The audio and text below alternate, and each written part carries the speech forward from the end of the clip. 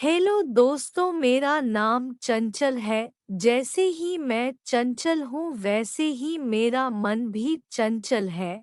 दोस्तों, आज मैं आपको अपनी रियल लव स्टोरी के बारे में बताती हूँ। मैं 35 साल की हो चुकी हूँ और मेरी शादी आज से 11 साल पहले हो चुकी थी। मेरे पति ऑटो ड्राइवर थे। मेरे पति का रोज ऑटो से आना जाना रहता था।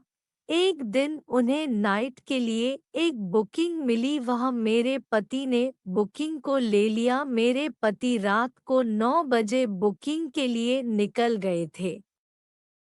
मेरे पति के निकलने के बाद ही मेरे से कुछ ऐसे अशुभन हो गए थे कि मेरे हाथ से दूध का गिलास छूट गया। मुझे तभी पता लग गया था कि आज कहीं कुछ गलत ना हो जाए। मैंने अपने पति से कहा फोन करके कि आप जहां भी जा रहे हैं आराम से जाना, जल्दबाजी मत करना। मेरे पति ने हंसकर कहा, पगली कैसे बातें करती है।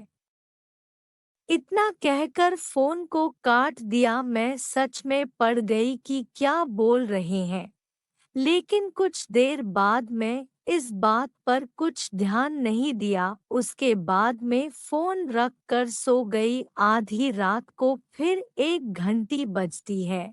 मैं सोचती हूँ यह फोन किसका आ गया। आधी रात को मैंने फोन को देखा तो वह मेरे पति का फोन था। मैंने फोन उठाया तो मुझे आवाज आई, हेलो, आप कौन बोल रही हैं। मैंने कहा, मैं चंचल, मगर आप कौन, उधर से आवाज आती है, मेरा नाम विवेक है। मैं अभी रास्ते से गुजर रहा था तभी मैंने देखा कि यह ऑटो वैष्णवी चौराहे पर पलटा हुआ है। और मैं जब ऑटो के पास आजा तब इसमें एक मैंने आदमी को दिखा और वह आदमी कुछ बोल नहीं रहा था। मैंने उसकी पॉकेट से जो फोन निकला है और आपका नंबर ऊपर था, इसलिए मैंने आपके नंबर पर फोन किया है। यह आपके कौन है। मैंने कहा, यह मेरे पति हैं। वह कैसे हैं। मेरी बात करना। उधर से आवाज आती है कि आप वैष्णवी चौराहे पर आ जाइए जल्दी से। मैंने अपनी स्कूटी निकाली और मैं वैष्णवी चौराहे पर पहुंच गई। मैंने देखा कि मेरे पति की डेथ हो गई है। अब मैं अकेली थी, मैं क्या करती। फिर मैं उनसे हेल्प मांगी और उन्होंने मेरी हेल्प की और वह मेरे घर तक आए मेरे पति की डेथ को लेकर, और वह मेरे पति का अंतिम संस्कार करने के बाद मेरे घर से गए थे। उसके कुछ दिन बाद वह मेरे घर पर फिर आए थे। फिर उन्होंने मेरे से बैठकर बात की और बोले कि आपके पति क्या करते थे, यह कहाँ जा रहे थे और आप कहाँ से हो। उन्होंने बहुत सारी बातें की मेरे से। मैंने उनको अपने बारे में सारी बातें बता दी और अपने पति के बारे में बताने के बाद उन्हें बहुत दुख हुआ और वह मेरा दुख समझने लगे। उसके बाद उन्होंने मेरा नंबर लिया और बोला कि चलो, अगर कोई कभी आपको मेरी मदद की ज़रूरत हो तो मुझे फ़ोन कर लेना, जितना हो सकेगा मैं आपकी मदद करूँगा। मैंने उनको अपना नंबर दे दिया और वह मेरे घर से चले गए। उसके 5 घंटे बाद मेरे पास फ़ोन आता है, कहते हैं कि आप ठीक हो। मैंने उनकी इतनी बात सुनी तो मैं सब कुछ भूल गई और मुझे बहुत सुकून मिला कि कोई मेरा हाल पूछने वाला है। मैंने उनसे कहा, मैं ठीक हूँ, आप बताइए आप कैसे हो। उन्होंने बताया, मैं भी ठीक हूँ। फिर मेरी उनसे रोज बातें होती रहती और कभी को फोन करते, कभी मैं फोन करती। अब हम दोनों में फोन करने का सिलसिला कुछ ज्यादा हो गया था। एक दिन उन्होंने कहा कि चलो आज घूमने चलते हैं। कहीं मैं भी चाहती थी कि मैं भी किसी के साथ घूमने जाऊं क्योंकि मैं अभी बोर हो चुकी थी। मैंने तुरंत हाथ का दिया और उसके अगले दिन हम घूमने निकल गए। मुझे पता नहीं क्या हो गया था।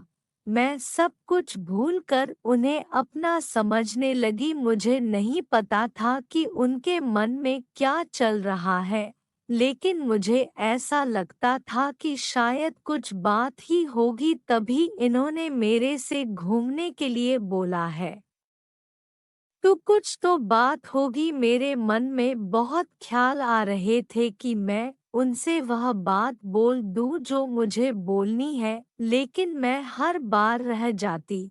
लेकिन मैं सोच लिया था आज मुझे बोल देना है। मैंने बिना सोचे समझे उनसे बोला आई लव यू और वह मेरी बात सुनकर हैरान हो गए। मैंने कहा क्या हुआ? उन्होंने कहा कुछ भी नहीं। मैंने कहा सॉरी, मैंने शायद आपसे कुछ गलत बोल दिया जो मुझे नहीं बोलना था।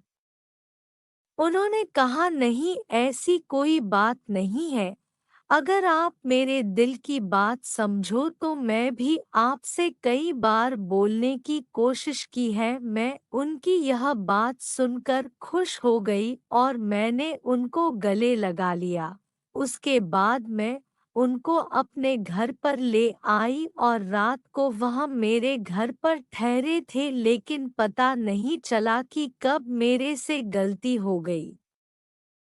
मैंने कुछ सोचा भी नहीं था कि जो मैं करने जा रही हूँ क्या वह मेरे लिए सही है या गलत। मैंने बिना सोचे समझे यह सब बोल दिया और रात को अपने घर पर रखा और रात को हम एक ही साथ सोए थे और मेरे से ऐसी गलती हो गई कि मुझे नहीं करनी थी, लेकिन फिर बाद में मैंने सोचा कि मुझे भी ज़रूरत ही है, तो मैंने उसे गलती को अनदेखा कर दिया। उसके बाद सुबह हुई और वह अपने घर चले गए। फिर हमारा रोज आना जाना मिलना लगा रहता था।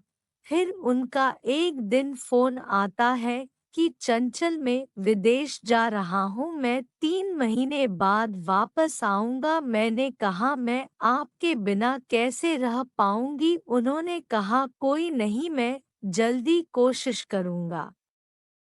वह फिर चले गए। उसके बाद मेरा पीरियड नहीं आया और मैं 3 महीने से पेट से हो गई। मैंने उनको फोन किया बीच में, लेकिन वह नहीं आ पाए। अब मुझे यही डर सता रहा था कि गांव वाले लोग क्या कहेंगे। मैंने उनको कहा आप कुछ भी करो, जल्दी आ जाओ घर पर, मैं प्रेग्नेंट हो चुकी हूँ, मेरे 3 महीने हो चुके हैं। तब उन्होंने कहा कोई नहीं, मैं कोशिश करता हूँ। लेकिन वह 3 महीने के बाद आए और मुझे चौथा महीना लग गया था। मेरे पति मेडिकल पर गए और सारी स्थिति बताई, मगर मेडिकल वाले ने मना कर दिया कि हम टैबलेट नहीं दे सकते क्योंकि चौथा महीना चल रहा है, आपको सफाई करनी पड़ेगी। फिर मेरे पति मुझे हॉस्पिटल लेकर गए। उसके बाद वहां पर नर्स ने मना कर दिया कि चौथा महीना पूरा होने वाला है, हम नहीं सफाई कर सकते और हमें घर लौटा दिया। अब हम सच में पड़ गए। अब हम क्या करें? मैं कुछ समझ नहीं पा रही थी कि मुझे यह गांव वाले कैसे जीने देंगे और जीने भी कैसे देते हैं। मेरे से गलती जो हुई, फिर हम दोनों ने प्लान बनाया है कि अगर हम शादी कर ले तो ऐसी कोई दिक्कत नहीं होगी। फिर मैं विवेक से शादी कर ले। शादी करने के बाद मेरे गांव वालों ने कोई ऐतराज नहीं उठाया। उसके बाद हम विदेश चले गए। विदेश जाने के बाद मैं घर पर 2 साल बाद आई थी और फिर मेरे पास एक बच्चा भी था। यह वही बच्चा था, लेकिन गांव वालों को यह पता नहीं था कि यह शादी से पहले का बच्चा है। वह तो यही समझ रहे थे कि शादी के बाद बच्चा हुआ है। और फिर गांव वालों ने कोई बच्चों के बारे में बात नहीं की तो मैं कि अब मैं फ्री हूँ और अब मैं और मेरे पति विवेक अच्छे से अपना जीवन व्यतीत कर रहे हैं। दोस्तों, आपको हमारी कहानी अगर अच्छी लगी हो तो हमारे चैनल को प्लीज़ सब्सक्राइब कर देना और हम मिलते हैं एक नई वीडियो के साथ।